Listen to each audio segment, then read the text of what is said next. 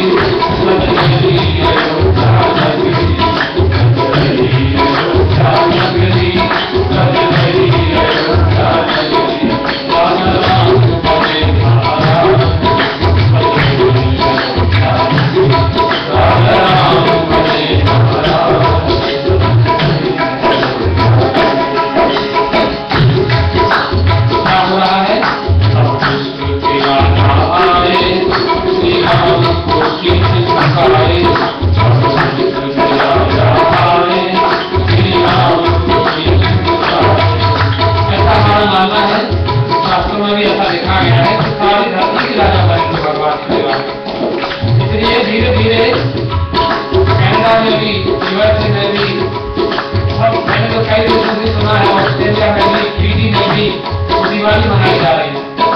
इतने दिन के बाद सारी धरती के राजा थे भगवान राम। सब विष्णु के राजा आए, श्री राम को शीश झुकाए। सब विष्णु के राजा आए, श्री राम को शीश झुकाए। बहुमूल्य देख लिया बहुमूल्य देख लिया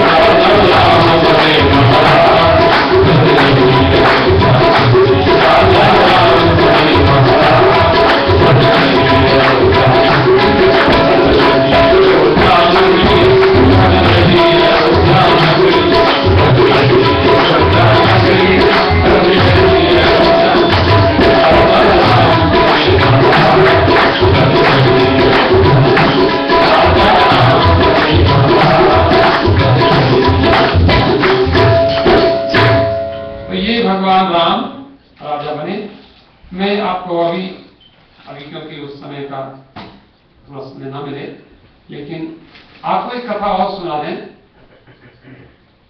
दिवाली तो मंगलवार को हम दीपावली कथा तो आपको यहाँ सुनाएंगे, पूजन भी यहाँ संक्षेप में करेंगे ही, लेकिन एक और पर्व आ जाएगा, उसका नाम है जो त्रयोदशी के बाद नरक चतुर्दशी उसको कहते हैं। उसकी क्या कथा है वो भी जरा सुन लीजिए। ये कार्तिक के महीने में कृष्ण पक्ष की जो चतुर्दशी होती है, धनतेरस के बाद अगला दिन जो होता है, उसको बोलते हैं नरक चतुर्दशी। ये क्या है? इसमें नरक चतुर्दशी क्या है? नरक में माने इससे नरक में हम ना जाएं, इससे ऐसा उपाय किया जाता है। और इसमें एक नरकासुर नाम का राक्षस था, जिसने 16,100 कन्याओं का हरण किया था, और भगवान ने उस नरकासुर को मारा था, जिसका नाम भौमासुर भी है। और ये उसी दिन चतुर्दशी के दिन ही मारा था, इसलिए इसको नरक चतुर्दशी कहते हैं। उसका नाम था, राक्षस का नाम था नरकासुर। 16,100 राजा था, तो कोई ब्राह्मण की कन्या, कोई क्षत्रिय की, कोई वैश्य की, कोई शूद्र की, ऐसे 16,100 कन्याओं को इकट्ठा करके लाया था। हम लोग सुनते हैं ना, भगवान कृष्ण ने 16,108 विवाह किए थे, भागवत में ये कथा है, और विष्णु पुराण में भी है, हरिवंश पुराण में भी है, महाभारत में भी है, बहुत जगह ये कथा का वर्णन है। तो उसमें जो इसके भौमासुर इसका नाम है, नरकासुर भी इसका नाम है। तो नरकासुर ने इसने सोचा था कि 16,108 जब हो जाएंगी तो मैं उनके साथ विवाह करूंगा, और इतनी मेरी रानी महारानी होगी, ऐसा उसने, मेरी पत्नियां इतनी होंगी। लेकिन ये सब उसकी तो हुई नहीं। तो भगवान ने 16,100 उन कन्याओं को जेल से मुक्त किया था, उस नरकासुर की, और फिर उनको भगवान ने कहा था तुम अपने घर जाओ। लेकिन वो भगवान से प्रार्थना की, वो रोने लगी कि हम नहीं जाएंगे, इतने दिन हम राक्षस के घर में रही हैं, और हमारे साथ विवाह कौन करेगा। और इसलिए भगवान ने कहा कि तुम क्या चाहती हो? उन्होंने कहा हम आपको ही अपना पति हमने मान लिया है, और हमें आप कृपा करके हमारा तिरस्कार मत कीजिए। तो भगवान ने उनको आदर दिया। जो लोग ऐसा कहते हैं भगवान ने इतने विवाह क्यों किए, ऐसा कुछ नहीं था। भगवान ने कहा तुमको यदि संसार में कोई पत्नी नहीं मानता तो तुम अपने पति की जगह हमारा नाम कह सकती हो। हम तुम्हारे पति, माने रक्षक होता है, तुम्हारे कोई रक्षा करने वाला नहीं है, तो हम तुम्हारी रक्षा करने वाले हैं, हम तुम्हारे पति हैं। तो भगवान ने आप इतने 16,100 विवाह तो यही किए जो नरकासुर ने, उस दुष्ट ने जो इतनी कन्याओं को हरण करके रखा था, उनको मुक्त किया था, और भगवान ने फिर उनके साथ में उनको विवाह भी किया। तो 8 विवाह भगवान ने और किए, जो 16,108 विवाह भगवान के हुए हैं। 8 विवाहों की कथा आपने सुनी है, मैं आपको सुनाई भी है। उसमें रुक्मिणी, सत्यभामा, और ये जो जामवती इत्यादि, कालिंदी आदि जो है, सत्या, शैलजा इत्यादि 8 महारानी हैं। तो ये सब, तो ये नरकासुर को इस दिन मारा गया था। इसकी कथा भी थोड़ी सी सुन लीजिए। इसका संबंध तो नरक चतुर्दशी का संबंध है अपने घर में से। नरक क्या होता है? एक व्यक्ति ने कहा, कोई एक राजा थे, उन्होंने एक नियम बनाया कि हमारे घर में रोज कथा होनी चाहिए। अब वहां कथा, अब घर में कथा होती थी तो पंडित जी कथा करने आते थे। एक दिन पंडित जी को बुखार आ गया। पंडित जी ने अपने बेटे को कहा बेटा हमें बुखार है। बेटा बोला कोई बात नहीं, जैसे कई बार पंडित बच्चे पढ़ते लिखते खूब हैं, लेकिन देखो पढ़ने लिखने से काम नहीं चलता, खाली पढ़ो लिखो पहले, उसके बाद में थोड़ा सा, हमारे यहाँ पीजी में कहते हैं पढ़ने के बाद में गढ़ना पड़ता है। पहले पढ़ लिख लो और फिर थोड़ा पढ़ा लिखा होता है, पढ़ा उसके बाद में थोड़ी सी उसमें समझदारी होनी चाहिए। कोई लगा पढ़ा लिखा तो बहुत था, लेकिन कभी कथा तो उसने की नहीं। कथा कैसे सुनाई जाती है ये सब समझदारी आनी चाहिए। तो राजा को वहां कथा सुनाई, तो राजा को सुनाई कि उसमें सब नरकों का वर्णन था। ऐसा जो करता है उसको ऐसे जाना पड़ता है, ऐसा जो करता है उसको ये करना पड़ता है, ऐसा जो करता है उसको ये। अब उसने राजा ने डंडा उठाया, बोले हे पंडित, क्या कथा सुनाता है? क्योंकि वो सब कुछ करता था, अब सारा उसके ऊपर, अब मुझे नरक में जाना पड़ेगा। अब उसने वहां जब उसने कहा, पंडित जी तुम्हारा लड़का कैसा दुष्ट है, ऐसी कथा सुनाता है? बोले बेवकूफ है, ऐसी कथा उसको नहीं सुनानी चाहिए। उसने कहा महाराज आप बताओ ये जो कहता है? बोले कि जो कहता है नरक में, बोले बिल्कुल नहीं जाना पड़ेगा। हम कहते हैं आपको नरक में जाने की जरूरत ही नहीं होगी। वो कहकर उसने कहा हाँ आप बहुत अच्छे पंडित हो, नरक में जाना नहीं पड़ेगा ना? बिल्कुल नहीं जाना पड़ेगा। लड़का तो मूर्ख है। अब वहां पर राजा ने कहा बहुत अच्छा पंडित जी, दक्षिणा दो, आपकी कथा बहुत बढ़िया है, नरक में नहीं जाना चाहिए मुझे। बोले ठीक है। पंडित जी ने दक्षिणा दी, दक्षिणा जेब में रखी आराम से। वहां कुछ पंडित लोग बैठे हुए थे।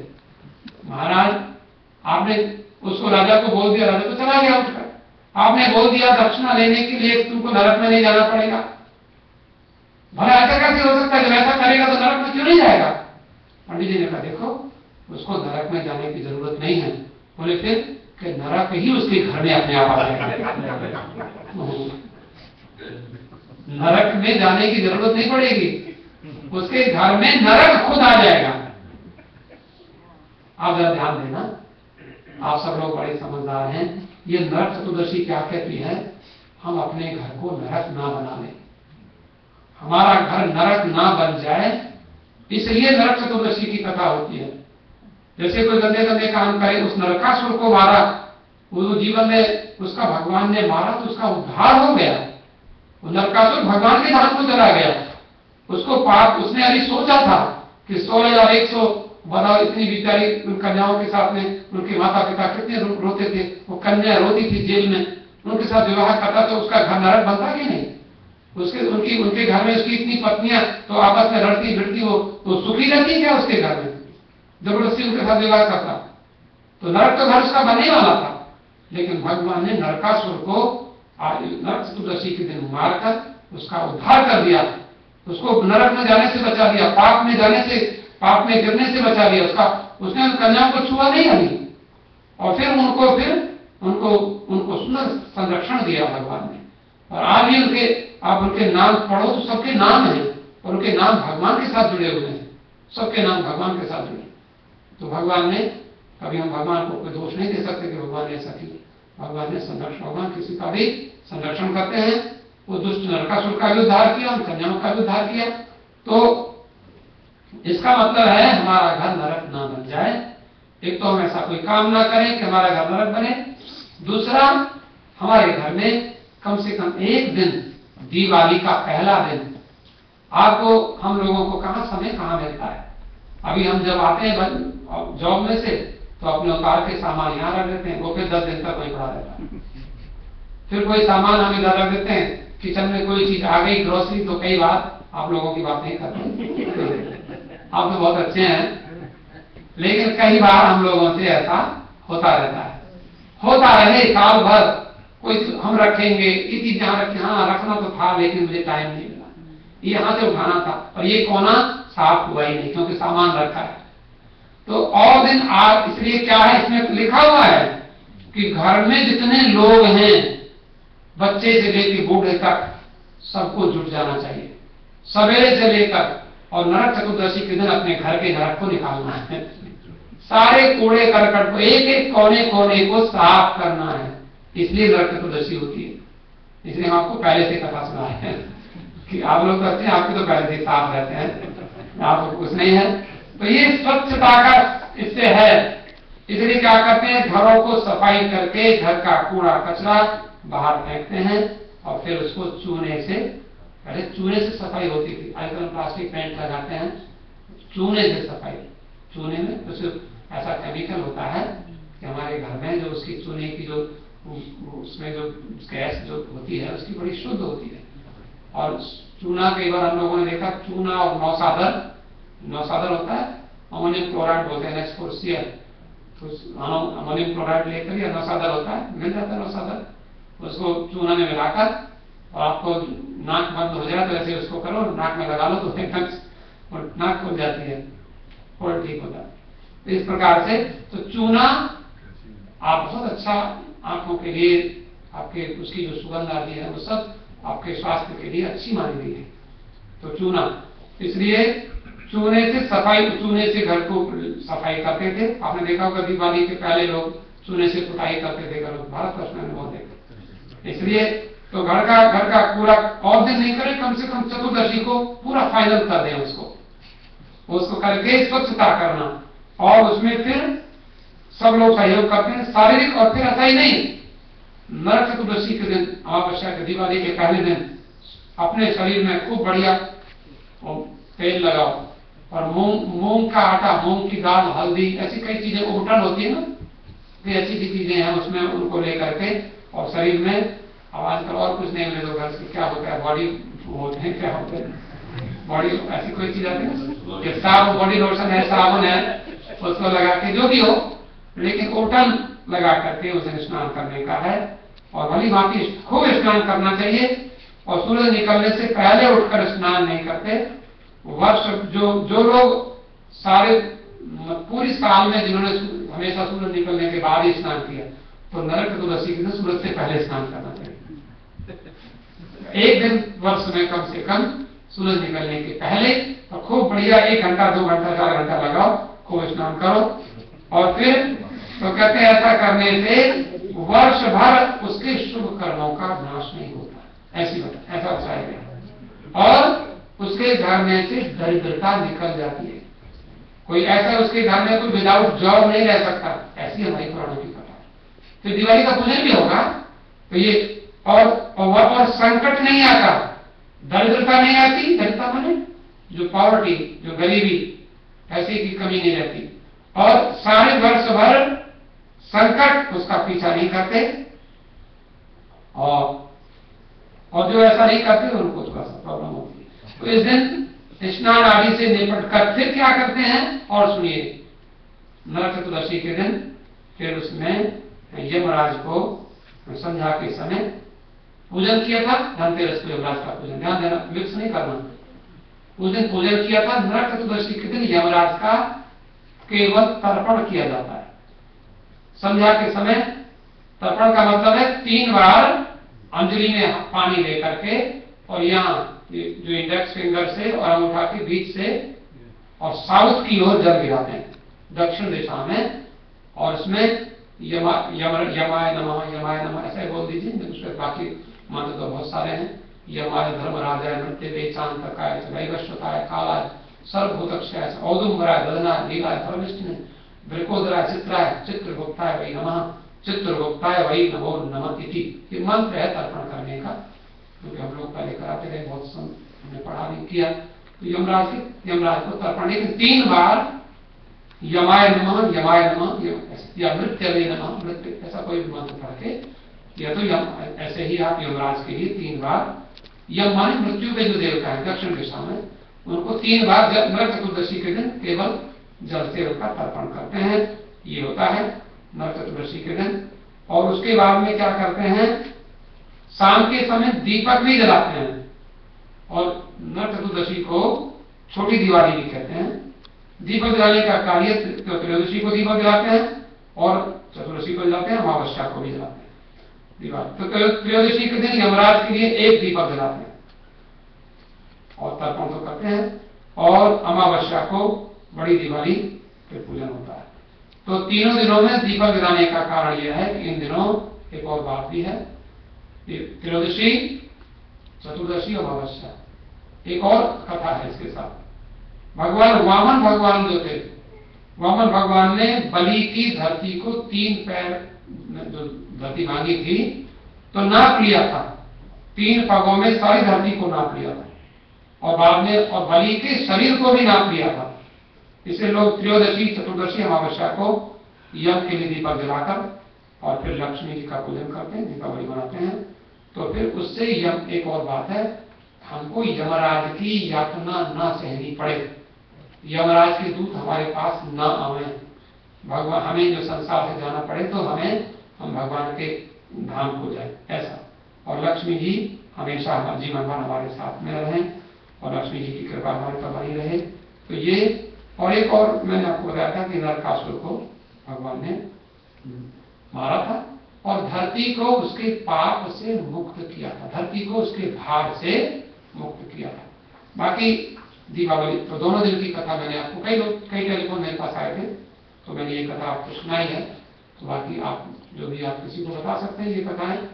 हम लक्ष्मी जी की कथा हम आपको फिर सुनाएंगे, थोड़ा सा दीपावली दिन सुनाएंगे और अभी बड़े प्रेम से थोड़ा सा भगवान का स्मरण करेंगे मेरे साथ साथ बड़ी श्रद्धा से।